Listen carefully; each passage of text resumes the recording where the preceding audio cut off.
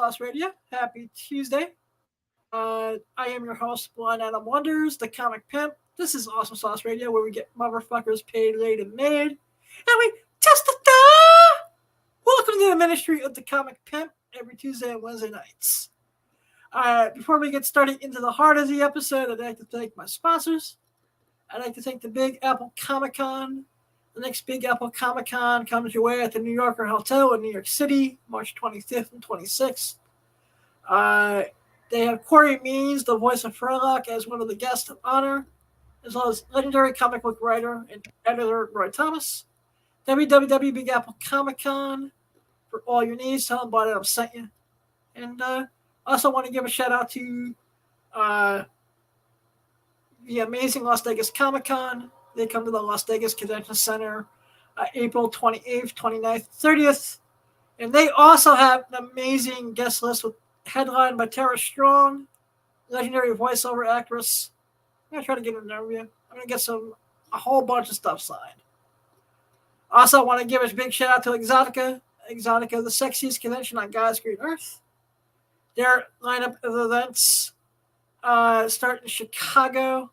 And they are whatever the weekend is before amazing Las Vegas Comic Con. I think it's April 21st, 22nd, 23rd, because I am a dumbass. A dumbass. This podcast is hosted by a dumbass. Let me test it. Also want to give a big shout out over at the Porn Steak Podcast. Go check them out. Thanks to them, I have all sorts of crazy intentions with Daisy Duck and DuckTales. And it's all their fault. You know, so Blind Adam ruins your childhood. Go message the Porn Steak Podcast. You know, why you do that? Also, want to give a big shout out to Michaela Cox. I want to thank you for helping me make the content that's now up on Instagram and YouTube. Check out Spider Gwen Peekaboo. Have a blast with that. Want to give a big shout out to JV Wheels. Thank you for producing the show and being one of the men behind the scenes. Without you, I cannot make Awesome Sauce Radio happen. Twitter, I am JV Wheels. Instagram, I am JV Wheels. Wheels podcast coming soon. And with that, we are going to bring in our guest. She is the host and the producer of Story of the Song podcast. Teresa, how you doing? I am doing good. How are you doing? I am doing great. Thank you for having me. You're welcome. Can you please tell my audience who you are and what you do? Well, like you said, my name's Teresa. I host Story for a Song. Basically, it's just a show where myself and other guests tell stories about songs that bring back memories or that have inspired them, or basically just to kind of shoot the shit about music in general and share stories about how it's impacted your life or any of that fun stuff. So yeah, that's my awesome. show in a nutshell. So do you have a favorite preference or genre of music, or are you into a little bit of everything? I'm into a lot of different stuff, but my bread and butter is metal, like heavy metal all the way. Nice. I am a mix of heavy metal. That's what I was born and raised on. Nice. Hair bands of the 80s and hardcore death metal, and then hip hop. And then I got this weird thing with show tunes and cartoon theme songs and hey, we all go through theme phase. songs. You know, it's weird. There are some really good TV theme songs though. Especially like the stuff from the 80s and the 90s when they actually had like theme songs to the shows. It's like, that's great. Like I just started watching Perfect Strangers. I love that theme song. Yeah, I actually did the same thing. I don't know how I came across it, but I found that there's a long version of the MASH theme song with lyrics. Yeah, I remember hearing something about that there is actually lyrics to it. Yeah, but it's like the most depressing lyrics of all time. I'm like, wait a minute. I can see why they didn't put that suicide is painless in the show, but yeah. Especially because what that was that during the Korean War, or was that Yeah, Vietnam? it was Yeah, Korean. yeah. So it's just like, yeah, maybe you don't wanna be advocating suicide to a bunch of vets, just my thoughts, but Oh hey. yeah, same here. Yeah. So you're based in the Midwest? Yep, in North Dakota.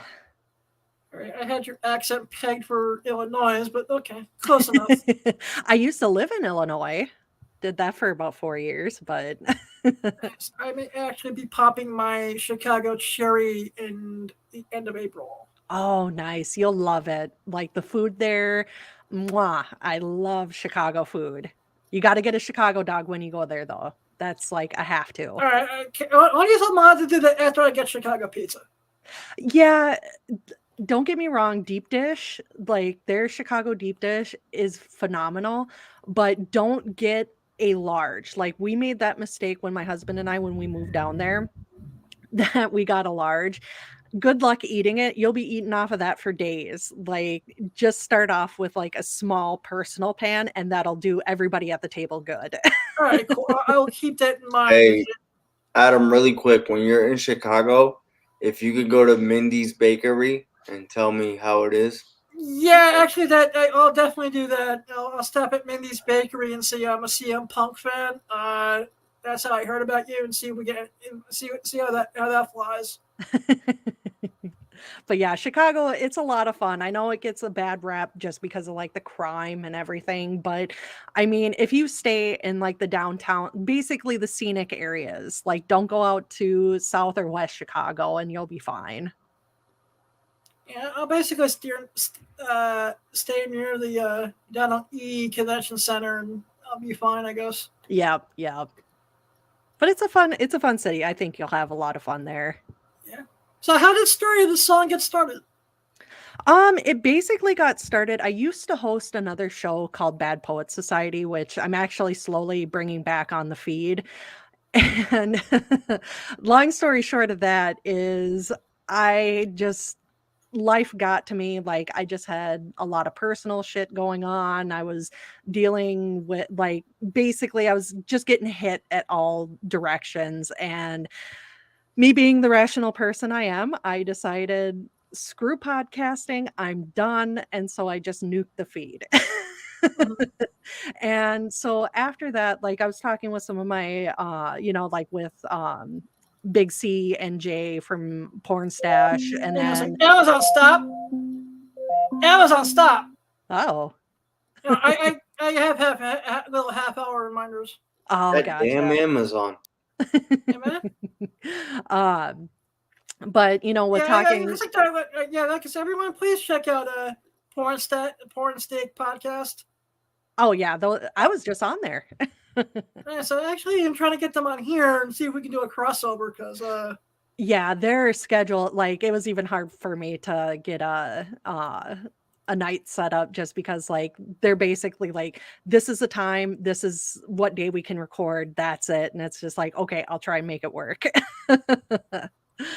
But no, basically, like, that's kinda how I cut my teeth on podcasting was with Bad Poet Society, and I was thinking about bringing it back after talking with a bunch of other people, and I just when it came to writing scripts and everything, I was just hitting such a roadblock, and so I just figured, "Okay, I'm just gonna put it on the back burner for right now," and I was listening to music, and there were songs that were just, like, bringing me back to situations or events in my life, and I got to thinking, and it's just like, there could be something here, and so I kinda started workshopping it and, bouncing ideas off of, other, people in my friend group, and they all thought it was a great idea, and it's just like, "Okay, let me do a test run here," and yeah, so that's where I am today. yeah, I listened to 2 episodes just because we messaged each other on Sunday Yeah. right before I went to my sister-in-law's birthday dinner, which went a lot better than I thought it was going to be because we went to a hibachi place and with little kids. Oh, And also, my nieces and my nephew, they were, well, a lot more behaved than I thought they were going to be. well, that's always a plus. My nephew, who's 2, only burned his hand once, and then he learned not to put his hand on on the hot thing ever again. Yeah. Like, so and then I listened to 2 episodes. I fell in love with the podcast. Right after the episode where you were talking, about songs that made you cringe. Yeah. Yeah, I've got a lot of them. Either it's my own doing or it's situations that arose that it's just like, I can't handle this song anymore. Like, it just, yeesh. Like that Mariah Carey Christmas song. By the end of the holidays, I want to. Anytime it came out, I just wanted to smash people's radio systems. Yeah, and working retail, like even before, I was never a fan of Christmas music, and working in retail has made that was like the final nail in the coffin. It's just like I can't fucking stand it. Like I'm done. Like no more Christmas music. I don't even care if it's like old 1900. No, just get it away from me. That's like I dread Times Square around Christmas time. Because you can't escape Christmas music anywhere, and it's just like, Christ. Yeah. Let this fucking end already. And that Mariah Carey song, at the end of the holidays, I just want to be like, where's a baseball bat? Where this is on my nerves. Well, and it's like it's nothing against Mariah Carey because yes, I can like her music is not my forte to begin with, but that song it just hits a nerve. It, yeah, I agree with Big C that retail ruins Christmas music, and Testify. It's just. I can't like when I was working at Media Play because every month they would have a rotation of like 10 songs that they would play ad nauseum, which was fine because most of the time I could just tune it out. It was basically like popular hits with like maybe a couple older or like wackadoo songs. But when it came to Christmas time, because they started kind of edging it in after or like Black Friday. And listening to that because it was around Black Friday until after New Year's. So it was over a month of having to listen to the same 10 Christmas songs every day. And it's just like, now I totally understand why people go postal. Like, this is insane. I was like, now I understand why people shoot up heroin and like just want to tune out the things. Exactly. It's just like, yeah, turn to heroin and why'd you start shooting a horse? Mariah Carey. My damn gives this fucking Christmas music. I can't take this jelly crap no more. Christmas baby made me do it. All right, so you said you're in the metal. Are you into Metallica? Old Metallica. I can't do new Metallica. I'm under this thing. There's 2 Metallicas. Metallica before the Black Album and Metallica after the Black Album. Yep. I don't know that one. And Alexa's throwing in her 2 cents. Yeah, she doesn't know that one. I mean, I will say, like, afterwards, the Metallica S&M album, like, that was pretty cool just because I am a sucker. If you can throw some metal music and throw like classical music or, an orchestra behind it, that's pretty badass. But otherwise, new Metallica, I'm done with it. See, there was a song, I forget the name of it, that was on there. It was either Load or Reload that I have fond memories of. Which song? Just because it was on rotation at the local strip club back in college. Oh, nice. And that was like the cue that they were ready to do the 2-for-1 lap dances. They would do that, and then they would go in the Motley Crue girls. Do you remember the lyric? Because I could try to find the song.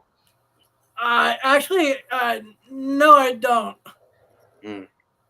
I remember the melody, and I would have to go on YouTube myself and search. All right. I can find it if you knew like 3 lyrics. Yeah, so we can get our first copyright strike of the night? No, yes. Just so I know the one you're talking about. All right. No, unfortunately I don't remember it by any of the lyrics either. Yeah, and I don't remember any of the songs off of because what you said it was Reload or Load? It's either Load or Reload. Yeah. I think his song is called Until You Sleep. Oh, okay. Okay. I think I know which one you're talking about. I think. You know, So so I know I ask like anytime I have anybody on my show, like this is one of my go-to questions, but like when you're listening to music, do you relate to lyrics, the tone of the song, or both? it's a little bit of both. It Okay. depends on what I'm listening to. If it's like I'm really into the band Fozzy, which is like Chris Jericho's band, Oh, okay. Okay. and they have a song that's become a mantra for where am in my life right now. Oh crap! Now it's on. No, I'm trying. Hang on one second. Now I'm gonna. It's crap. It's not. It's not Judas. Open YouTube. I have to go into my library. This is embarrassing. Hey, I put you on the spot.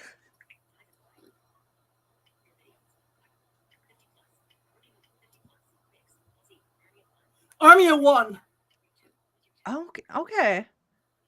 I And think you know, I want to say I've basically, heard of it. it's just you know, I won't put these guns down. I'm not going to give up, and that's just where I'm at right now. Yeah. Yeah. Very, very pro. Not. I can't. Words are hard. I had a thought and then it left my head. No, very positive. There we go. Jesus. Yeah, sometimes it's the melody. There's a couple of Eminem songs I like just for the melody. Mm-hmm. The song Marshall Mathers, for example. Okay. And Okay. I also like it for the lyrics because he's just trash talking Britney Spears and New Kids on the Block. And that helps me write stand up comedy and my what grinds my gears rants, or when I want to rant and rave what's driving me insane about society on the podcast. Yeah. You know, you know, my if I had a theme song, it would be Kid Rock Cowboy. That is a fun song. I'm kind of a closeted Kid Rock fan. I don't really say it out loud too much, but it's like, yeah, there's a few songs I can get down to. I can listen to any one of his songs and just be inspired to want to go conquer the world. Yeah. He's Well, like one of the few artists that really speaks to me. yeah. So do you think it's just because of his like I don't give a fuck attitude or Yeah, I think it's a little bit I don't give a fuck attitude, and it's a little bit that goes with my own personal beliefs that this is America and America is the greatest country in the world where the streets are paved with gold. yeah. And if you just work hard enough and believe hard enough that you can make anything happen. Hell yeah. The one lyric that, of course, I quote ad nauseum is, start an escort service for all the right reasons, set up shop at the top of Four Seasons. Yep, yep. That's just me. I like the line in that what was it when he's talking about banging the sheriff's wife like I'll paint. I'm gonna paint this town red and your wife's face white. Yep. That always I made me quote that ad giggle. nauseum too. It's like, use it to my former place of employment. It's like Kid Rock just skeeted all over his face, all over her face. And of course, like I was only like 14 or 15 when that song came out, so it's like I didn't understand the reference until years later, and it's like, that's funny.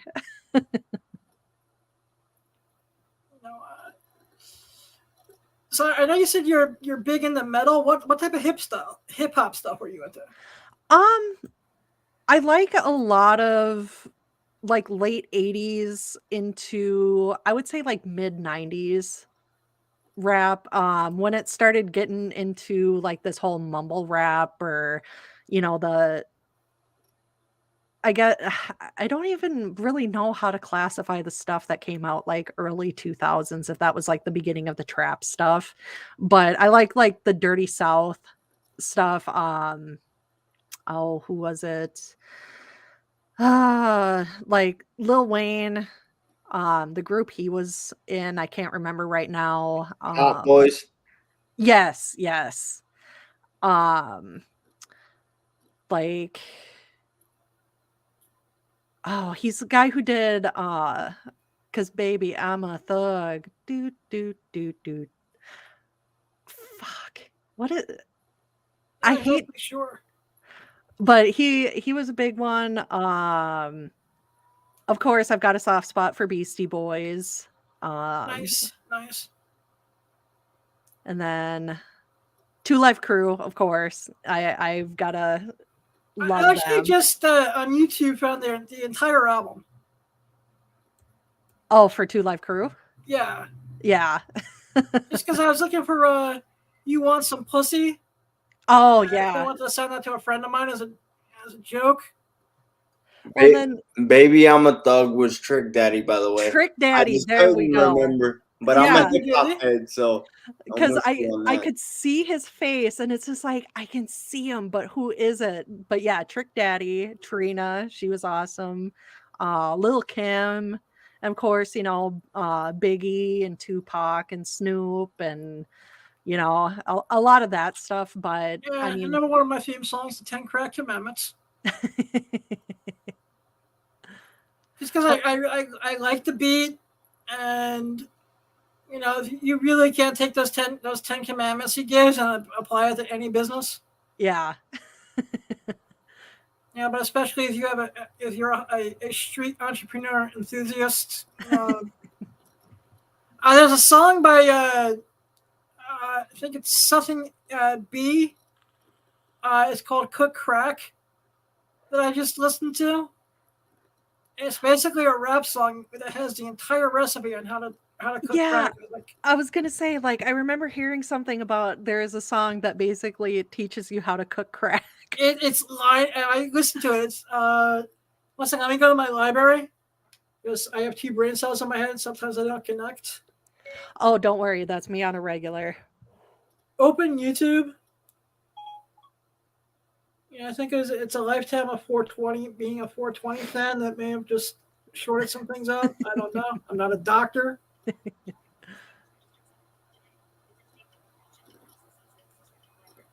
Library.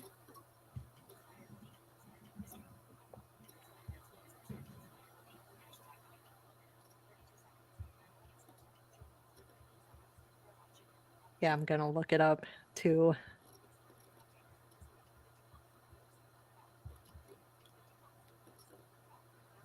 Master P. Oh, So it's yeah, called Cook Crack by Master P. And it's basically it tells you the exact ingredients because I looked it up on Google.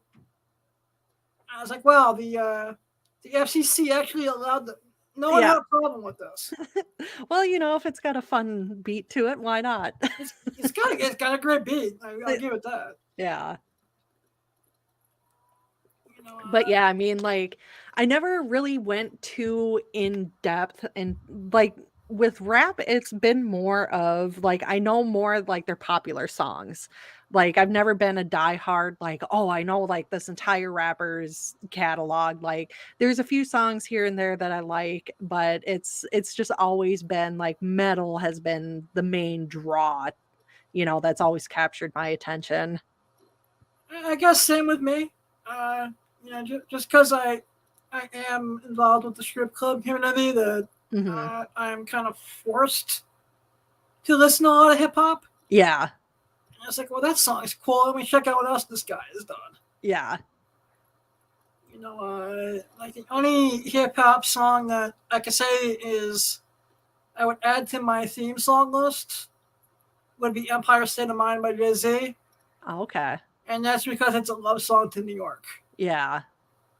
And actually, I challenge anyone to listen to "Empire State of Mind," then go to New York City, and the whole lyric about the bright lights will change you and inspire you is actually true. Yeah. Yeah, New York City is a city I've never been to. I've been to New York State a couple times, but I've never been anywhere close to NYC. It's home. Are you a life like were you born and raised there? Or? In the area. So it's like, northern New Jersey / New York, but in and out of New Okay. York City my entire life, born and raised.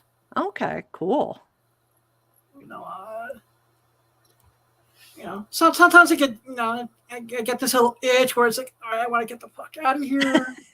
I'm sick of the taxes. I'm sick of the expense. Yeah. I'm sick of the population growth.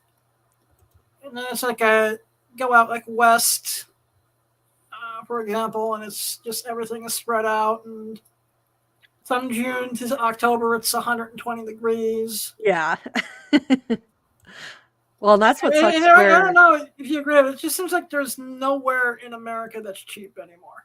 No, because even here that North Dakota's getting hit. Well, what sucked is when there's a big oil boom, I think this was back in like 2010 or 12, that they were just making hand over fist in money from all the oil revenue.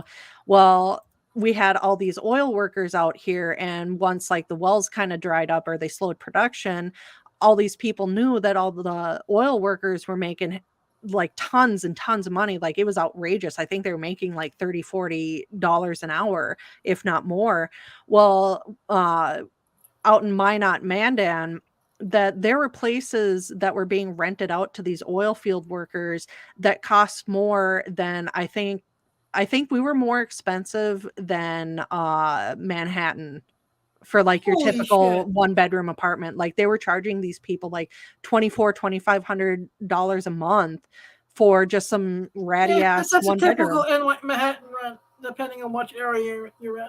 Yeah, and it's basically kind of trickled all over the state. And so, yeah, basically like average rent now for like a 1-bedroom apartment is $1,000. And it's just like, for fucking what? Wait, in North Dakota, $1,000? Yep. Yep. Yeah, because even like my husband and I were going back and forth, which we were about to jump the gun on buying a house until they decided to jack the interest rate up to 7%. And it's just like, well, that ain't gonna happen. It's like, no, fuck that. Mm-hmm. I mean, I was looking into specialized mortgages that they give people with disabilities, and as soon as I heard that they jacked up interest, I was like, I ain't doing that. Yeah. Well, and what's funny is like I was reading a story that the feds were saying that, well, the interest rate has gone down, but we're going to raise it again, but it's going to be slower this time. And it's just like, oh, cool. Thanks. Looking forward to that. So basically, I'm never going to be a homeowner. I actually think it's like the Spider-Man mantra: the great power comes great responsibility. And just like, yeah, it's great to own your own house, but at the same time, it's just like, okay, mortgage, and then the property taxes, and then town association fees, and yeah, there's a lot of expense that when I started looking into it, and then hearing my parents bitch and cry every time that there's another expense of something breaks. Well, and that's the thing, like every single person I've known who's bought a house, that within the first year, like regardless if they have the homeowner's insurance or not, that there's some major repair, like the furnace goes out, the AC goes out, the roof needs to be fixed, like something major happens. And it's just like, we've worked hard at building whatever little savings that we have. Exactly. And it's just like, I don't know if I want to dunk that in on even putting like a small percentage on, a down payment or towards some massive repair. And it's just like, if I have to rent, fine, whatever, I've actually just came to a couple of life decisions. I was like, you know what? Because I was thinking of relocating out to Las Vegas. Just because I do a lot of stuff within adult entertainment. Mm-hmm. And, it's just like the point, it's doing all the costs. It's like, no, I'll just stay in New York. Well, and from what I've heard too, is that Vegas has gotten really I think they're more expensive. I was looking at rents, and I was like, wait a minute, I thought I was going to be saving money. Yeah. Well, and it doesn't help the fact that the Raiders built their stadium there, so I'm sure Yeah, that Raiders, Knights. yeah. There's a rumor that the A's are going to be moving from wherever they are in California out to Vegas. Yeah, because I guess it's the same kind of crap that's going on. Well, that's why the Raiders moved, is because Oakland said that no, we're not going to build you a new stadium and we're not going to allow you to build a new stadium. Well, the A's and the Raiders shared the stadium. So it's just like, well, you might be losing another team then. Yeah, we're just going to jack up prices in Las Vegas even more. Yeah. I'm at this point in my life when I don't know if because I'm getting older now that I'd rather stick with the Devils I know. Mm-hmm. You know, and I'm at this point where it's just like I went food shopping the other day, and I was like, "Fuck, I'm becoming my fucking parents." I said I got my receipt, and I looked at the 2 bags I had, and I said, "What did I spend $80 fucking dollars on?" Yeah. As I went through, like, one bag had my energy drink and water addiction in it. And the other bag had like a thing of Axe body spray, a frozen pizza for the one night I knew I was going to be home alone, and like a couple bags of little snacks in it. Like, how did this stuff become $80 all of a sudden? Well, not only that, but like, what was it last weekend? Because every once in a while, my husband and I will kind of split up and like he'll run errands here, I'll run errands here. And I come home with like a bunch of grocery shit. He comes home with a bunch of grocery shit. And he just looks at me and he's like, we've become our parents. I'm like, what are you talking about? He's like, don't you remember when you were a kid, like your mom would go from like store to store to store to store to store to pick up like one thing, one thing, one thing. He's like, we're doing that now. And it's like, holy shit, you're right. It's like we've become those like, no, we have to go to this grocery store because they have bread on sale for this price. And it's just like, oh I my haven't God. gotten that bad yet, but I actually started clipping coupons. Mm-hmm. Mm-hmm. Like at that point, I was like, "Fuck!" I'd become my grandma at this point. Yeah. Like, all right, and I want my 92-cent coupon to take 92 cents off my $100-something fucking food bill. I'm really saving. At this point, I've also allowed music to influence my food choices too. Yeah.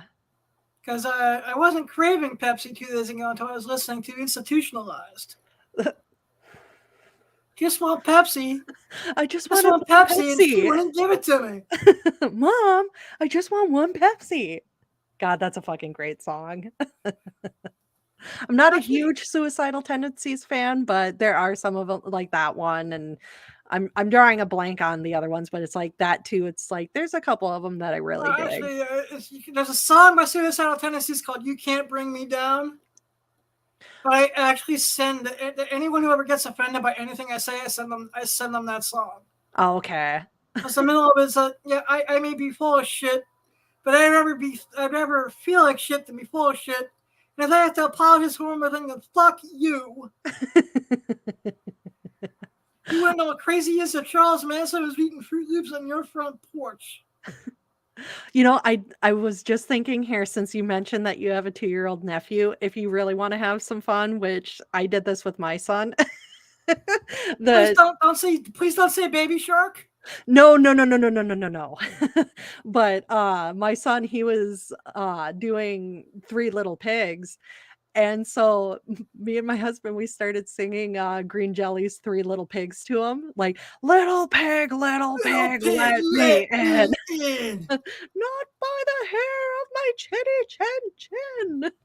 And we started doing that, and he just loved it. Like he's like, "Mommy, Daddy, sing Little Pig, sing Little Pig." And so we would do that.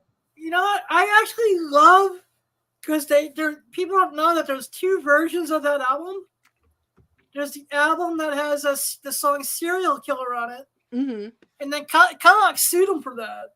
Yeah. So, this great song called "Serial Killer," where they have all the General Mills serials characters killing one another. Mm-hmm. Yeah, it was like I think you can still find it on eBay, which was like they did a whole claymation music video album to it. Yeah. Well, and what's funny, like because my husband's like, "Do you think we should show him the video?" I'm like, "He's 3. Like, no, this is kind of a gross video." And so I kind of thought about it because, of course, he heard us talking about it. He's like, "I want to see Little Pig video," and it's just like once he's on something, like we can't get him off So of you're at it. that stage where once he wants something no matter what. Yes.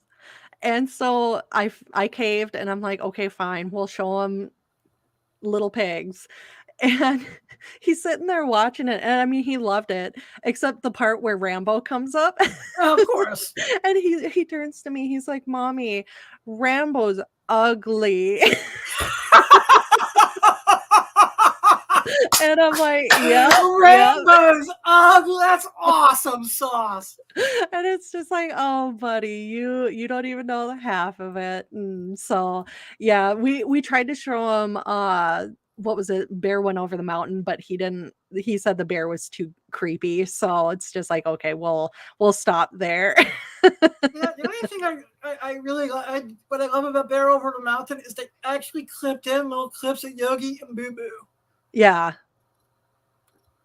which I just realized like later. I was like, wait a minute, is that Yogi and Boo Boo in the background? I guess I mean, for a band that only had like 2 major albums, Green Jelly or Jello, is still amazing. well, and it is. It's just like they're just such a silly band, and it's like they'll always have staying power. Like if you actually give them a chance, are they the greatest musicians on the face of the planet? No, but there's entertainment value there, and there's always going to be a soft spot in my heart for them. So yeah, if you want to have some fun with your nephew, yeah, do Green Jelly's Three Little Pigs. Maybe I will, because my nieces and nephews are in the Disney phase, Mm-hmm. or it's like for the point where they can sing every line from every Frozen movie, Yeah.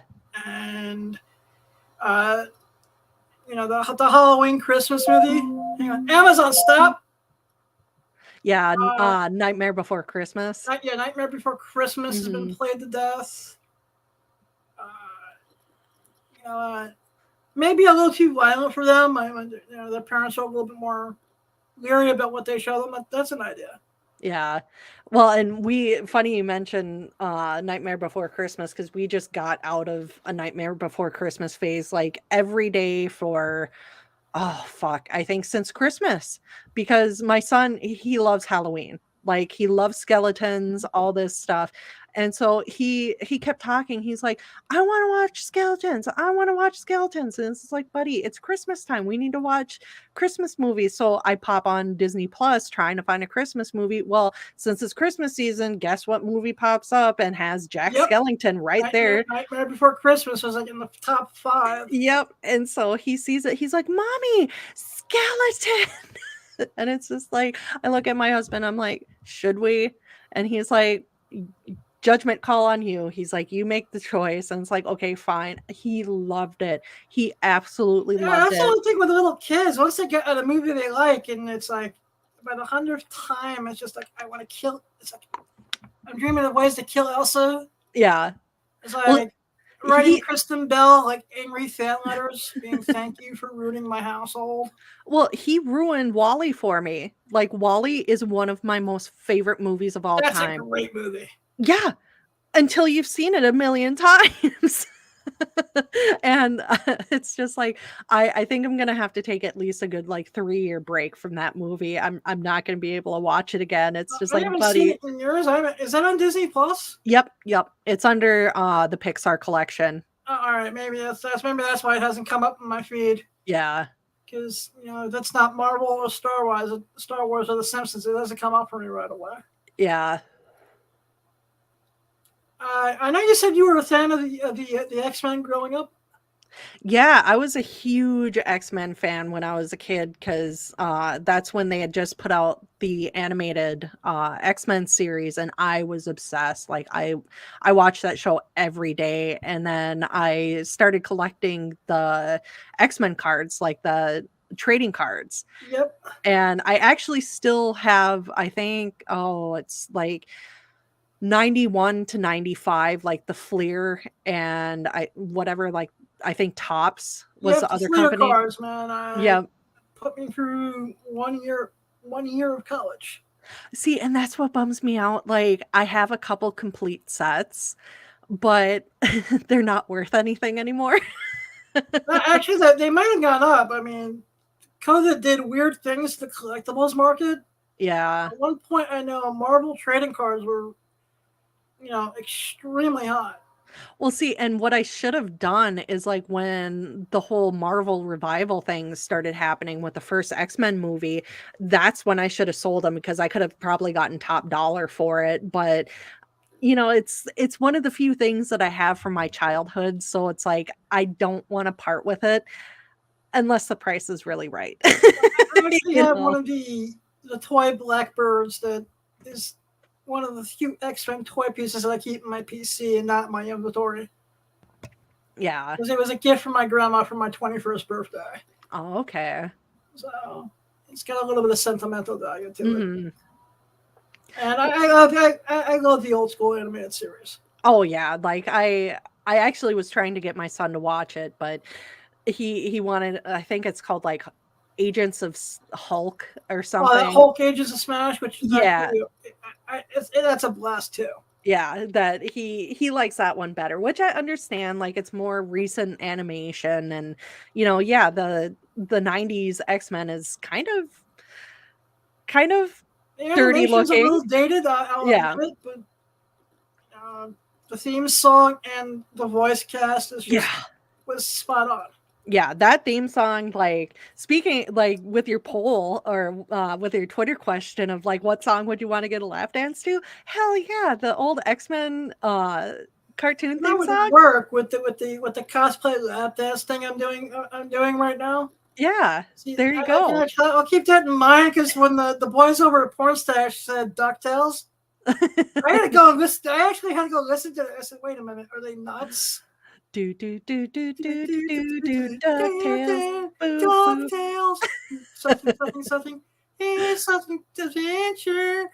Well, and because I had Jody B from Po Boys podcast on my show, and I was talking with him a couple days beforehand, and he had started. He had gotten the DuckTales song stuck in my head, except he's like, yeah, you should just call your show like Fuck Tales. And then he sent me a gif of DuckTales and woo, Fuck Tales. So I had that stuck in my All right, head so for a that gets couple stuck. days. You know what? All right, credit Teresa. If I wind up making a porn parody and just calling it Fuck Tales, all right. Yep, Fuck So Tales. the I whole was just about to podcast say community that. that we all hang out with is all going to be responsible for ruining childhoods here. Fuck Yep. Tales by Blind Adam coming soon. Christopher. Scrooge McFuck. That's weird because I have this there's a bank teller in my bank in my branch I do have a crush on. Hmm. And that's the first thing I go to in my head is like, okay, is this where Scrooge McDuck? I guess that's like a bunch of girls he brings in the back. Yeah. Just with a bed of gold coins. There you go. It writes itself. Be playing Queen in the background. Queen playing We Will Rock You and Flash Gordon in the background. Yep. Ha ha ha. Flash. God, now I'm gonna have that song stuck in my head. It is a great opening to a movie. It is. My husband's tried to get me to watch that a couple different times, and it's like, I can't. I can't. I can't. I've actually interviewed Sam Jones a couple times over the years. Oh, okay. And, I don't have the heart. I like the movie, but I don't have the heart to tell him that it's cheesy as hell. Hmm. I think he probably knows, though. He has to. I mean, come on.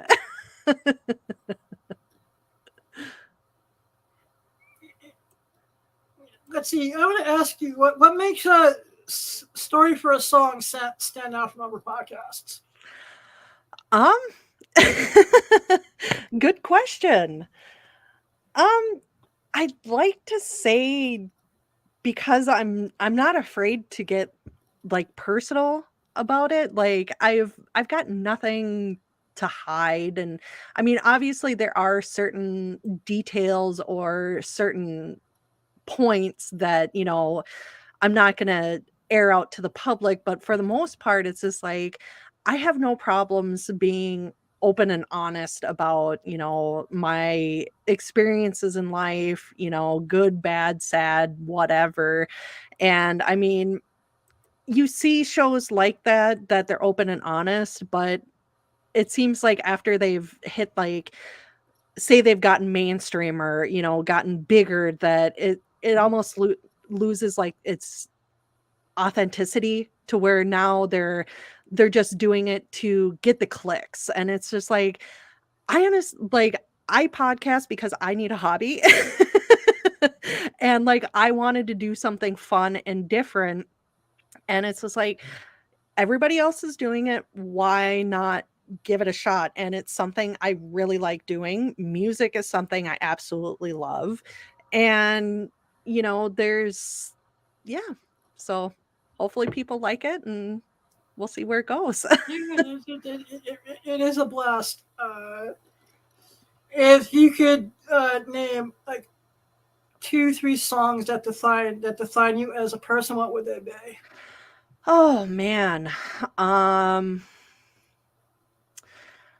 Number one would probably be Typo Negatives, I Don't Want to Be Me. Just because I did do an episode about that, but basically like I was about to do something unreversible and that song snapped me out of it. Mm-hmm. And like as dark as the lyrics are, it's like there's just something about that song because there's a lyric like 2 steps forward, 3 steps back. Like that kind of seems to be my mantra, that it's just like I go ahead, like things are going good, and then all of a sudden it's just like shitstorm, and then I'm like 3 steps backwards, and then it's just this constant back and forth. And so that song is, yeah, that's kind of my main anthem. Hmm.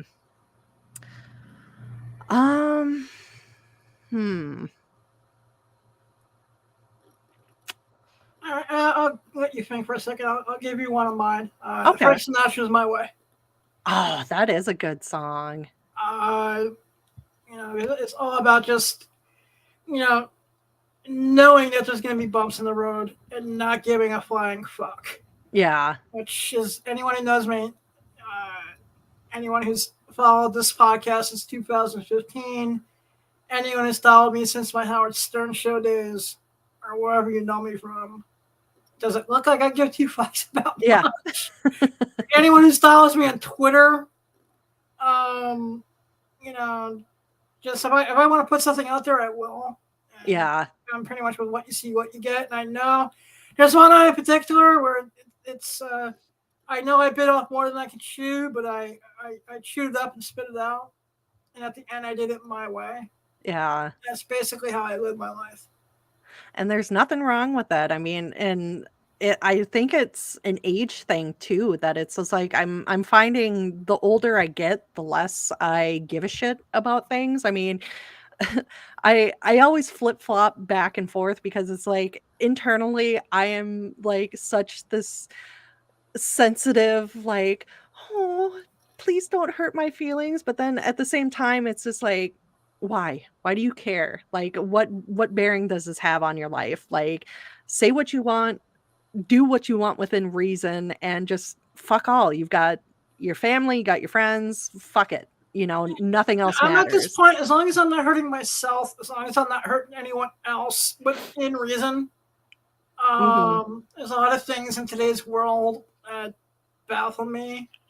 For example, if I want to have a beer with my 18-year-old step-niece, or my best friend's daughter, basically much, to celebrate high school graduation, in certain circles, that's now considered a crime. And I'm like, what the fuck? Yeah. Stuff like that. I'm at that point. So I'm just like, at this point, it's like you're not hurting yourself. You're not hurting anyone else. Mm-hmm. You're just trying to do the next right thing. And who gives two shits? Yeah.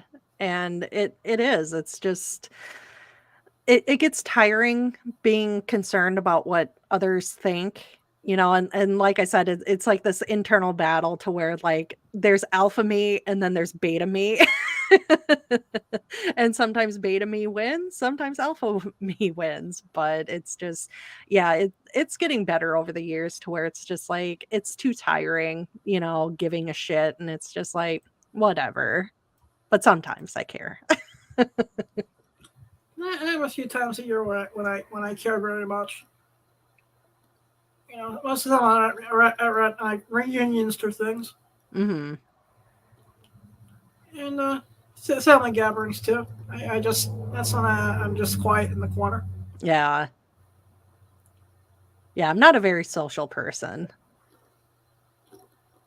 No, I can be, but it's just in big gatherings, it raises my anxiety because I don't like big groups of people. It makes me nervous because things can go bad so quick.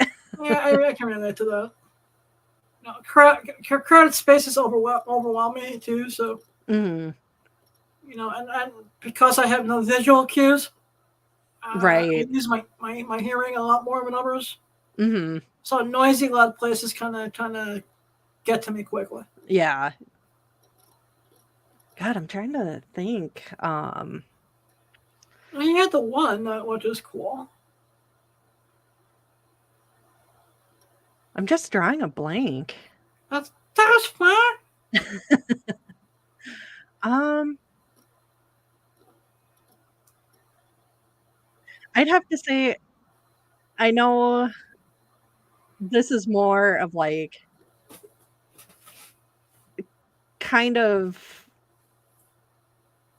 that life longing that, 9 Inch Nails, "Something I Can Never Have," like, that song has always really resonated with me because it's like I know it's a song about, like, losing that love, but it's like, it can be interpreted too to so many things, like, there's been, opportunities lost or, things like that. It's just like, this is something I can never have. And so that's been another one that's always kinda resonated with me. I forget the name of the band, but the song is called "Last Resort." Oh, That yeah, Papa resonated with Roach. me for a while. Losing my sight, losing my mind. I'm like, who the fuck has been spying on me? Get out of my head. Like, Then, let's see, do I have a 3rd one I can think of? well, two is good. Yeah. I struggled enough coming up with the 2nd one, like the 1st one, bam. Yeah. What do you think of modern music? Garbage. All right, so I'm not alone. No, no, because it's one of those things that you see newer rock bands, you see newer pop bands, rap and stuff like that, and the thing that bothers me is, especially with like pop and rap, that you have people who are getting famous just because of TikTok. And it it just doesn't have heart and soul. Like they're basically just coming up with stuff with like fake meaning behind it just because all it takes is, something going viral, then all of a sudden now you have a giant record contract. And it's like you don't hear of the bands that, they started playing in their parents' garage at 15 and, And then they've they been went to every small shit hole in the wall club until the right person was there at the right time and said, yeah. we can make you the next big thing. Yeah, and I don't know, it all sounds the same, and, the only time I think I'll ever agree with Gene Simmons is that, yeah, rock is dead. It's like and the only success I've had with, like, new music is if I go down, like, YouTube rabbit holes and I'm finding like super indie bands. Like I would have to say non-mainstream bands, like that's where you're going to find the really good stuff just because they're fighting for it. Like, you know, they've got the heart and soul, but anything mainstream, that's basically just for, yeah, you got famous because of TikTok, or, you know, because of some Instagram clip. Like that doesn't I'm speak to actually me. thinking that it's not exclusive to music either. I think I think stand-up comedy is also extremely hurt by fucking TikTok and Yeah. YouTube and Yeah, like the YouTube shorts and stuff like that. and once again, I come from a generation of you did open mic nights and you know you either bombed or you did well, Mhm.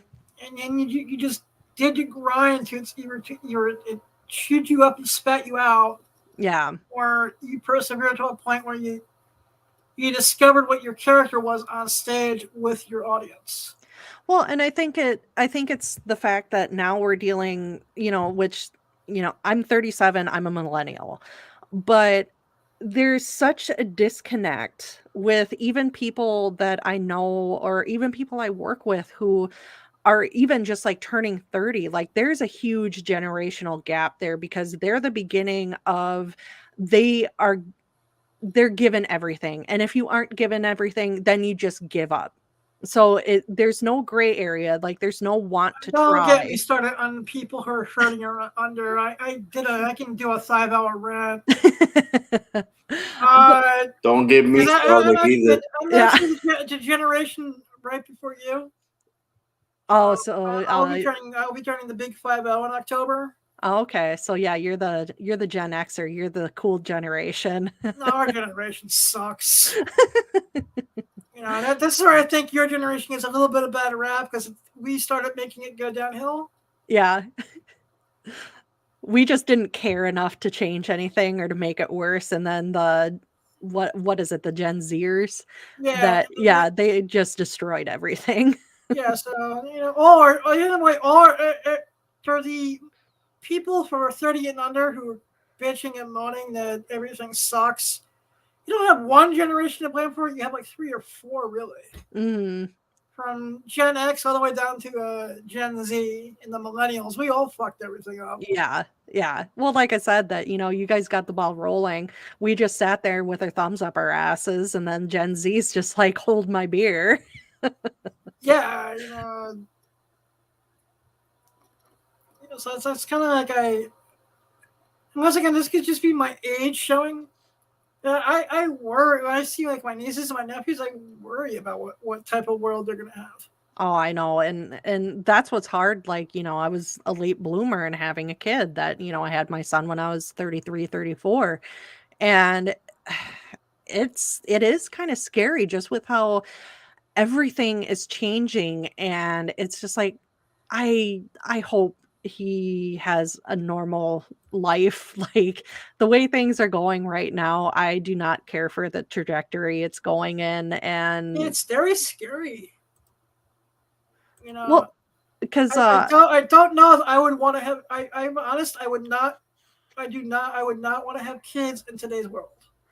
yeah, well, and that's what's so wild. It's just like it I know this is probably going to sound crazy, but it's like I kind of subscribe to like uh the simulation theory, to where, yeah, things were getting wackadoo starting in like 2016, but it's just like once all the lockdown, like basically once COVID started, like that Yeah, whole thing, like that's when some switch was flipped and we switched into some other just completely out of this world. Like we're on overdrive simulation, and it's just like, can this stop, please? Like, I'm watching the TV show, which is based on the video game The Last of Us, oh, okay.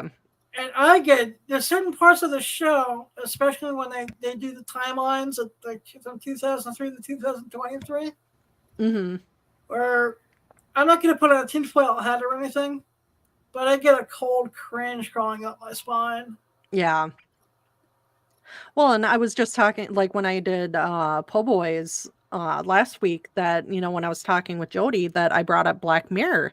And it's like Black Mirror came out, I think, in like 2013.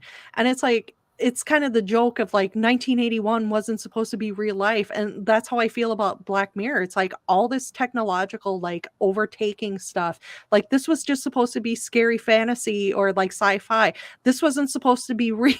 Oh yeah, I'll give another example, which gives me cringe every time I watch the episode now. The Lone Gunmen, their pilot episode, which showed a simulation of the World Trade Center almost getting, blown up by planes, aired 6 months before 9/11. Right, yeah. And I watched the episode live because I'm a huge X-Files fan. Mm-hmm.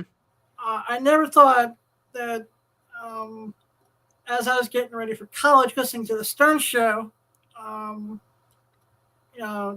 one point they just break and go, something happened at the Trade Center, and then my girlfriend at the time banging on my door going, put on the fucking TV, put on the fucking TV. Yeah. To a point where I am still psychologically scarred by the events of that day. How close were you to the towers? On that day, I was actually in college in Rhode Island. Okay. But I had family that work. That thank God they weren't nowhere in that part of the city that day. Okay. And all my family that's in Jersey is like an hour away from it. Okay. But for someone who's ever since he was 12 years old in some way or form had their life involved with New York City. Yeah. Just seeing them all. And what's eerie was I actually had drinks with a friend of mine after watching a movie at the Windows on the Tower. Windows of the World, which is the big restaurant that was at the top of the Twin Towers. Oh, wow. Like 2 weeks before the events. Jesus. Because there used to be an AMC that was right across a couple blocks away from there that I liked going to because they had a great concession stand. And I guess the last movie I ever saw in that area was Jay and Silent Bob Strike Back. jeez. Well, and I mean, it's still, even to this day, it seems so surreal because when that happened, I was a sophomore in high school. And that I remember somebody had come in and they had told the teacher, turn on the TV, like something's happening in New York. And she's like, no, we're not going to turn on the TV. And they're like, no, turn it on. And I remember watching the TV live when the second plane hit. And we're just like, what? Like, what just fucking happened? And even like every class, like we were stuck on the TV. At that point, I shut the TV off. After I saw that, I shut the TV off. I started calling everyone I know. Yeah. I needed to make sure that everyone I knew was safe. Well, and I mean, regardless, whatever people want to believe about 9/11, whatever, but it's just like a lot of people fucking died that day. And a lot of people, like, a lot of people all over the country were affected. Yeah. And I mean, like, I think, especially since that's your hometown, your scars are deeper. And, I'm not going to say like, oh, I'm scarred from it, but it's like, that is something that I will never forget, especially watching it live, because we were even watching it when the first tower fell. And it's like, your life stops. Like it's just, you can't fathom what you are just watching right now. And like I said, it's an afterthought that's like, I just watched like 1,000 people die just like that. And it's like, holy fuck. Yeah. And given, younger people, they'll never understand the true devastation that happened that day, but it's just, it's frightening. Yeah. To say the I least. just think about it and then I look back and I go, I'm sure the people who witnessed Pearl Harbor live kind of have that same feeling, we did with 9/11. Mm-hmm. And that's, once again, it becomes a generational thing. Well, yeah, and I mean that basically was our generation's Pearl Yeah. Harbor, and it's something that drastically changed the country. Some argue for the better, and Some I for argue for the worse. I'm not sure if I truly agree with that, but Yeah. I'm not going to talk politics No. or conspiracy theories because I actually like being a professional YouTuber. Exactly. You know, but I actually think that you know we ended the millennium on a sour note with Columbine. Because Mhm. before Columbine, I never heard of schools getting shot up, and now No. it's a regular fucking occurrence, unfortunately. Well, and it is that it's just you know, it's hard to say, like, why do these things happen? Like, remember when spree shootings, like, the DC shooters, and then there Yep. were, like, a couple other big ones too, and it's like they pop up, but it seems like the school shooting thing, like, that has been kind of a constant basically since Columbine, and it's just like, how? Like, it it's just things, like I said, whatever you believe about certain things, whatever, but you can't help but notice that this is a constant. and and even relating back to my kid, like, I mean, I've had discussions with my husband to where it's just like, do we homeschool? Do we do private? Like, I'm concerned, I don't know, how I feel about homeschooling. Once again, maybe if I had kids, I had to think about it. I'd have more of a. But I mean, do you think that homeschooling versus sending them to school you get a different experience, say, not having the social interaction with other kids that on a daily basis? Well, see, and that's what I worry about, and that's what my husband worries about too, that it's just like, he you would have an opportunity, yes, to make friends because I mean there are like social groups for kids to meet up if they're homeschooled. But you don't get that same type of interaction when you make like those daily friends. Like you have those friends that you see every day and you go through the friend loss, gaining new friends, as much as it sucks, like being picked on and being chosen last. There's certain That still experiences that happens if what they upload that. maybe now, I'm not sure. But there are certain positive social aspects that, really build a person's character that I think you would be missing out on. But it's just, like I said, that parent in me, that it's just like, I hear you. Hang on. Amazon, stop. Amazon, stop. Sorry about that. oh no, you're good. That, it does. It's just who would have thought that that's a concern that that a parent would have in this day and So age I'm that at the point now where, like, your stories about kids getting bullied, I want to now be the adult that goes on the school bus and starts beating up little kids. yeah. Like, you're all gonna get along. Okay, if you can beat up a blind adult, a blind 200-pound adult, you can all say whatever you want about each Yeah. other. But till then, shut the fuck up. Learn to get along. Learn how to hate each other with respect, Yeah. and just know that this is life. No one really likes everyone. The more than 5 minutes, just shut up. Yeah. Just You learn know, how to be civil human beings. I don't know. The one thing that really, when I read about it, that saddens me is all the high school bullying tragedy. Yeah. Well, and that's the thing that it's just like, high high school sucks for everybody. Even if you have a smooth ride, like it still sucks. High school sucks. But it just seems like now it's it's the inmates running the insane asylum, and it's just seeing some of these videos that come out of like some of these high schools and it's just like holy shit, like this high school is war. Occasionally, when I'm good and juiced, it's like I like to go down these weird YouTube rabbit holes, and I'll just type in high school fights. Mhm. I'm like, Damn, I've been getting dishes since 1992. Yeah. Well, and like I remember some of the high school fights that I saw that it's just like, yeah, it was basically like, a couple windmill hits and then someone's got someone in a headlock and, they're basically like half punching, half hitting their backpack or, shoving into lockers, shit like that. But it's just like these kids, like, they're out for blood. Like, it's a weird bloodlust and it's frightening.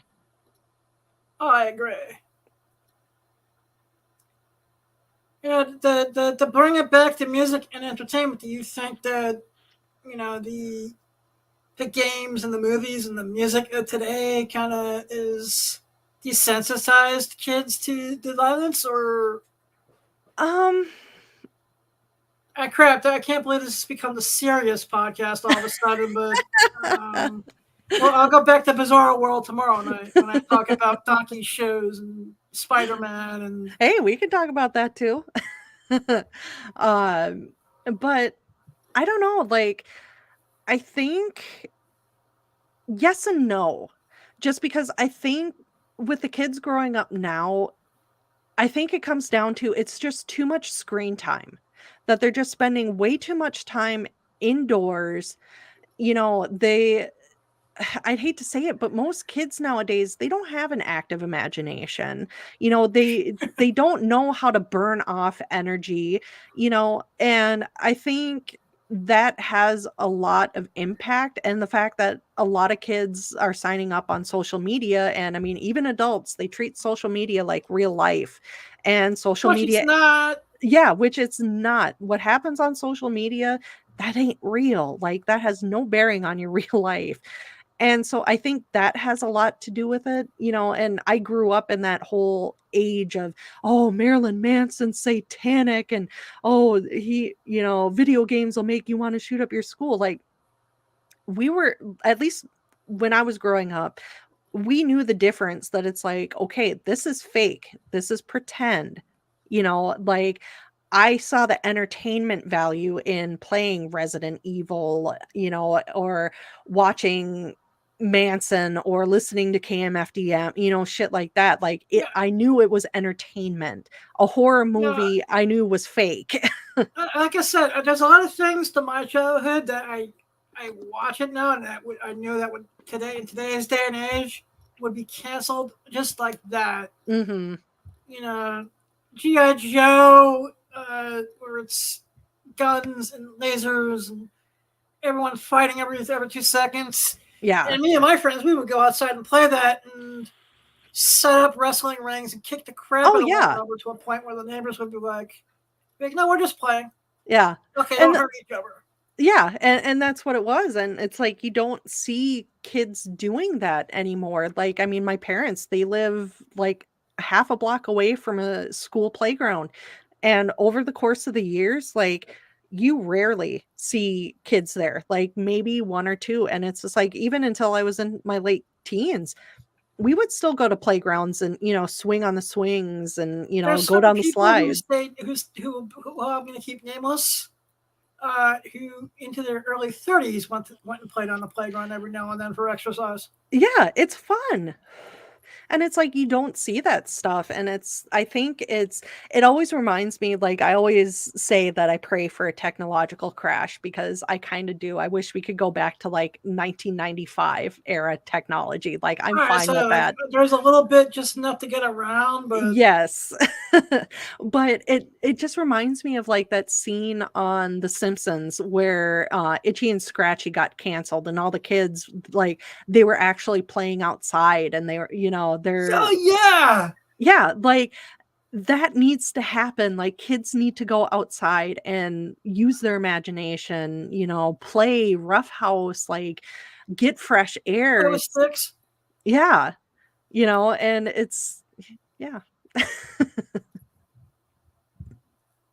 Yeah, like I said, it really does baffle me sometimes with a lot of things. You know, I know you also said you were in the stand-up comedy. Do you have a Yes. favorite comedian? Dave Attell. I love Dave Attell. And Nice. then I'd have to say Louis C.K. He's my second one. He's a bitch. You don't like Louis C.K.? No, I actually took a class. Not impressed. Aw. I How took about a workshop he taught. No, I don't tell I got my money's worth. he doesn't really strike me as a teaching type, though. Yeah, it was something offered by a comedy club I have respect for, so I'm not going to name it. Oh, gotcha. It was like a one night deal, and I was like, with all the stupid shit I spent $100 on, what the hell? Dave Chappelle is another one. I love Dave. I think he gets a bad rap. Yeah, And I think definitely. the world should realize that they're not going to cancel him no matter what they try. No. Well, and even Daniel Tosh, he's another good one. As far as like clean comics, I really like Jim Gaffigan. I know he kind of gets a bad rap that it's just like, oh, Jim's he's so awesome. corny. Yeah, Jim is hilarious. He's a sweet guy too. I've heard that he's a really nice person. Yeah, I'm actually looking to get back up on stage after a 5-year absence. Oh, nice. You know, like I said, the last 3 years I didn't do anything just because it's been the last 3 years. Yeah. And now I'm just looking for ways to get the mic rust off. Because doing a podcast and doing things in front of a live audience, well, and I mean, different animals. At least with New York, though, because it seems like New York has way more accessibility for like budding stand-up comics, or places to go, like you said, to dust the cobwebs off and kind of cut your teeth again. And it's I think that's awesome that there's that opportunity in those cities, because I mean, you don't really hear of many comics from the Midwest, unless they're from like Chicago or Milwaukee. Isn't Chicago like the big hub with the improv out there?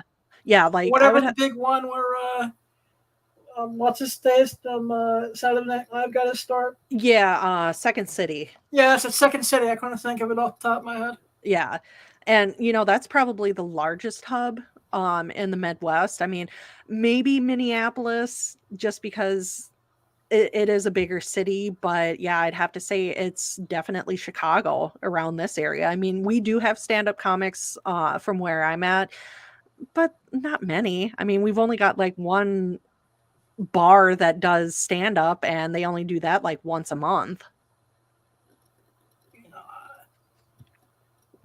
But it just oh no, go ahead, sorry. Ladies first. Oh no, that it seems like in New York City that it's like every night, you could go anywhere in the city.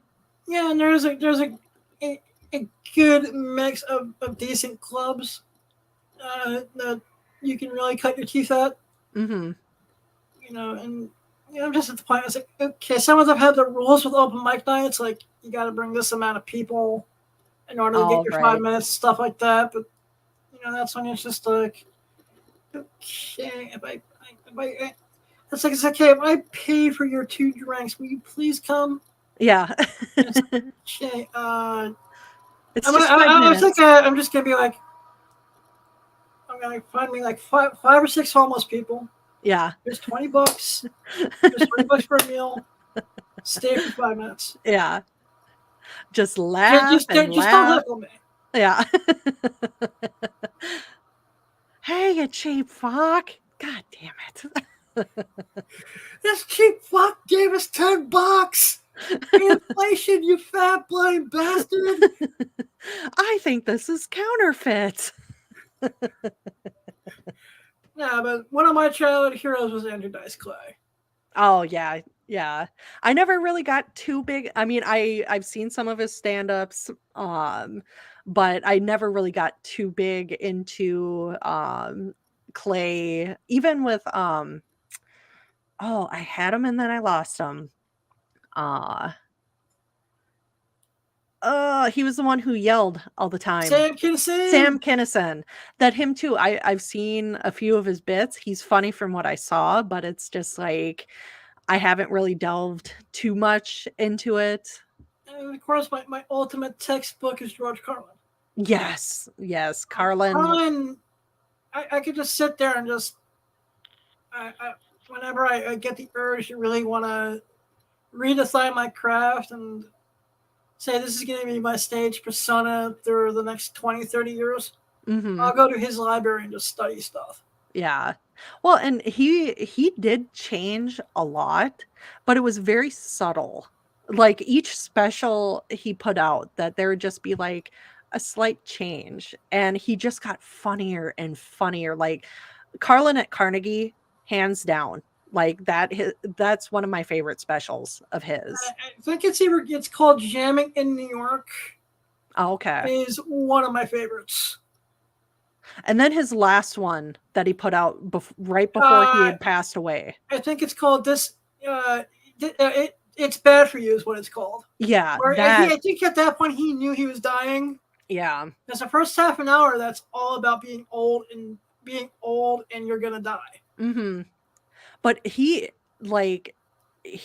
was on that special was like peak Carlin. Like I think that was hands down one of his best performances. Oh yeah, I mean, his last 3 or 4. There's one, I don't know the name of the special, but he does a 15-minute bit about a world disaster destroying the world. And he's just, and it's just like, I'm like, holy shit, this is genius. Yeah. Well, and I mean, even too, like before he started getting more into, not saying that he didn't do topical stuff before, because he always has. I mean, he was an insanely intelligent person, but one of my favorite things is when he's talking about like when you're eating Rice Krispies and you just see one grain just kind of and it's, crackle, fuck you. Fuck you. And like, no, one of my favorite bits, because oh boy, that's a big Mickey Mouse day. So everyone hears about Mickey Mouse has to say that stuff. Oh boy. It's Mickey Mouse's birthday. He's like, no one takes it seriously. You spend television time on the news talking about an imaginary rodent.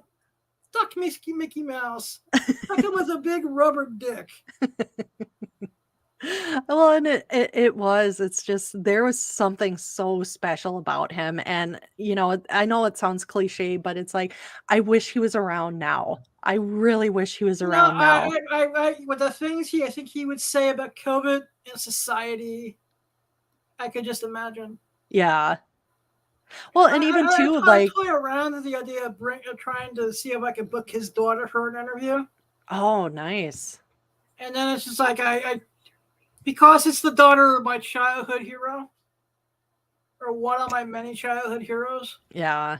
And when you're growing up visually impaired and sickly, and that's you live through comic books and stand-up comedy and movies, you develop a lot of childhood heroes. And I'm not gonna say I grew up in a fantasy world, but at the same time, I grew up in a fantasy world where it inspired me to be better and do better. Yeah.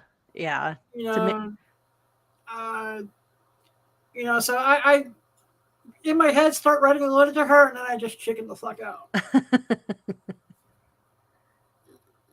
I say go for it. It's always one of those, what's the worst that they're gonna do? Say no. Yeah, like I said, I had Peter Weller, just the guy who played RoboCop, just got a letter back in 2 minutes back.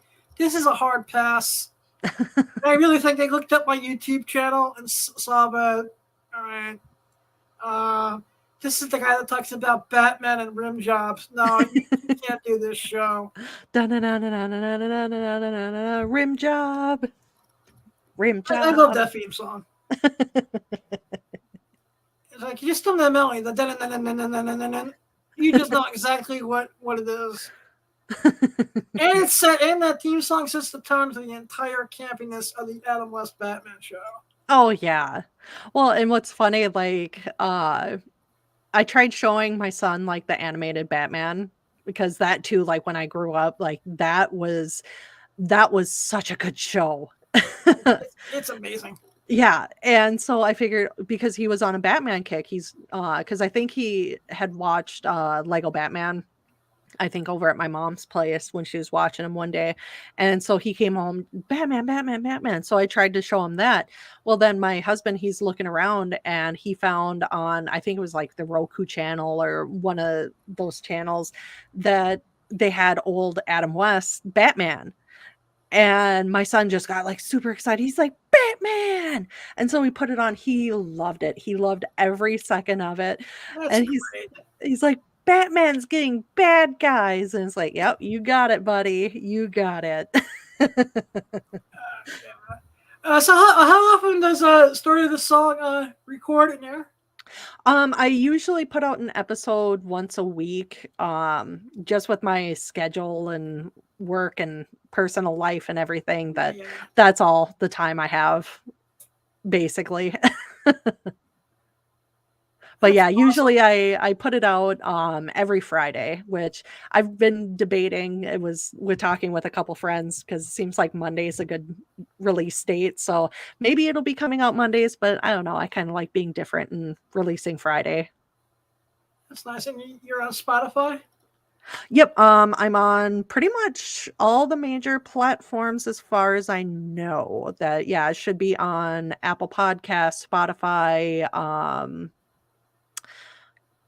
the Podcast Addict. Yeah, pretty much just search for Story for a Song and you'll see me. All right, cool. I would actually like to come on your show when I launch the GoFundMe. Yeah, definitely. I like to tell you the story of two songs I'm gonna not talk about on the air yet because they're inspiring me to conquer the world and to make an ex almost fiance and an ex boss eat their words. Well, shit, tell you what, man, I've got guests booked up for about the next month. No, I don't even have the GoFundMe started yet. So Oh. I'm working with my new human seeing eye dog / executive assistant to work on it. And Gotcha. It's in the very early stages. So it's going to be at least 2 months before it's launched. Oh, okay. Well, shit, once you get that going, hit me up, man. You're more than welcome to come on. Yep, and I really want to thank you. This has been a blast. Yes, no, definitely. I didn't know, like, when you said that you were going to come up with questions, it's like, huh, I wonder what I'm going to get asked. And then I listened to maybe, like I said, the 2 episodes of your show, and like I said, the one where that really hit me was like songs that make me cringe. Okay, and then it was like Simon Says, and Rock is Dead, and then Bad Girls. Yeah, and I giggled my ass off at Bad Girls. Which made me go, okay. I knew there was the one question I didn't get to. Let's just say that you and your husband are juiced up, drunk, and you want to give them a lap dance. What cartoon theme song do you pick? I knew there was a reason why I was asking this on Twitter. I think I would go for the X-Men theme because that's like when I brought it up earlier, it's just like, fuck yeah, like that song claps. Yeah, I can see that. Yeah. Well, and especially like you said, like, somebody cosplaying, like, yeah. Yeah. Also, I could just picture someone in a Rogue or Storm or Jean Grey costume. Or Jubilee. I guess Jubilee would be an easy cosplay to pull off because, that's all you really need is a big yellow overcoat. Yeah, and then some yellow dishwashing gloves and some sparklers, and there you go. Yeah. I'm sure in like After Effects, you can actually make the sparkling effects that her powers make. Yeah. So where can my audience find you on social media? You can find me actually. I've got 2 Twitter accounts. One I consider my good girl account, which is the actual Story for a Song. So that's at Story for a Song on Twitter. And then if you want to see me be just a smartass jackass, that is at Teresa TERESA. I have to think about this because I have to spell I it. think it's Story for a Song. So it's Teresa SFAS. Yep. There we go. Yeah, it So took me you- a second too. I just tweeted it out over an hour ago too. I could have looked it up too, but I'm lazy.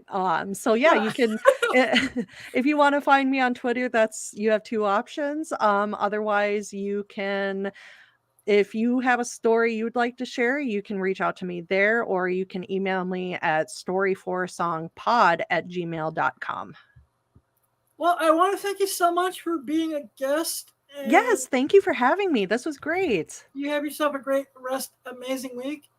And Awesome Sauce family, this has been another amazing show. Please remember, you don't need sight to have a vision. It's not what happens to you; it's what you do about it.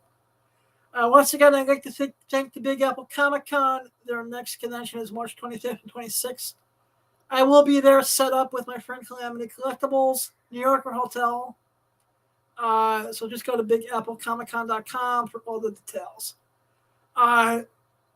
Remember that life is worth living. If anyone is struggling, please go get help. No one hasn't said that they love you today. I love you. Keep one foot in the gutter, one fist in the goal. Be too hot to handle, be too cold to hold. Love you all, blind in the mouth.